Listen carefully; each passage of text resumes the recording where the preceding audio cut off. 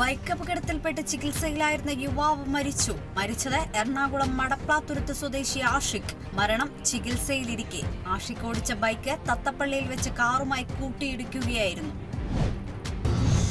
കോട്ടയം വൈക്കത്ത് വഴിയോര കച്ചവടക്കാരെ അന്യായമായി ഒഴിപ്പിക്കുന്നതിനെതിരെ തൊഴിലാളി യൂണിയൻ AITUC നേതൃത്വത്തിൽ വൈക്കം നഗരസഭാ ഓഫീസിലേക്ക് മാർച്ചും ധർണയും നടത്തി. ധർണ AITUC ജില്ലാ സെക്രട്ടറി അഡ്വക്കേറ്റ് VK സന്തോഷ് കുമാർ ഉദ്ഘാടനം ചെയ്തു. മാർച്ചിൽ നിരവധി പേർ പങ്കെടുത്തു.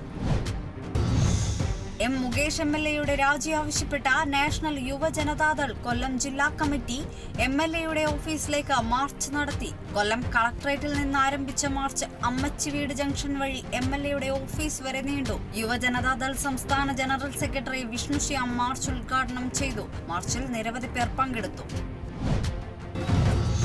ഒഡീഷയിലെ പുരി ജില്ലയിൽ മനുഷ്യനിൽ പക്ഷിപ്പനി ബാധിച്ചതായി സംശയം. ആരോഗ്യവകുപ്പ് അതീവ ജാഗ്രതയിൽ. രോഗലക്ഷണങ്ങളോടെ ഒരാൾ ചികിത്സയിൽ. ഇയാളുടെ സ്രവം പരിശോധനയ്ക്കായി അയച്ചു.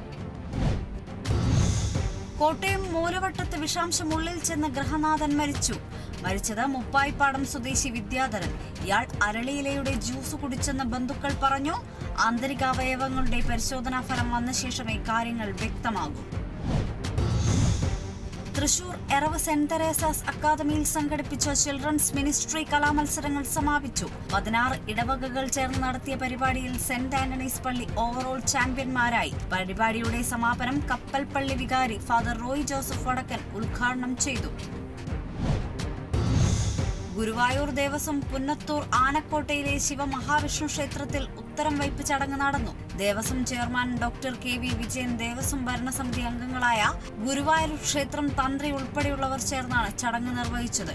ചടങ്ങിൽ നിരവധി പേർ പങ്കെടുത്തു. പത്തനംതിട്ട അടൂരിൽ ശശികല നായരുടെ മനപ്പെയ്ത്ത് എന്ന കവിതാ സമാഹാരം deputy speaker Chittayam Gopakumar speed cartoonist doctor Jitesh ജിക്ക് നൽകി പ്രകാശനം ചെയ്തു. സാമൂഹ്യ തിന്മകൾക്കെതിരെ ശബ്ദമുയർത്തുന്നതിനും പൊതുസമൂഹത്തെ ബോധവൽക്കരിക്കുന്നതിനും എഴുത്തുകാർക്ക് കഴിയുമെന്ന് ചിറ്റയം ഗോപകുമാർ. അടൂർ മിത്രപുരം കസ്തൂർബ ഗാന്ധി ഭവനിൽ നടന്ന ചടങ്ങിൽ നിരവധി പേർ പങ്കെടുത്തു.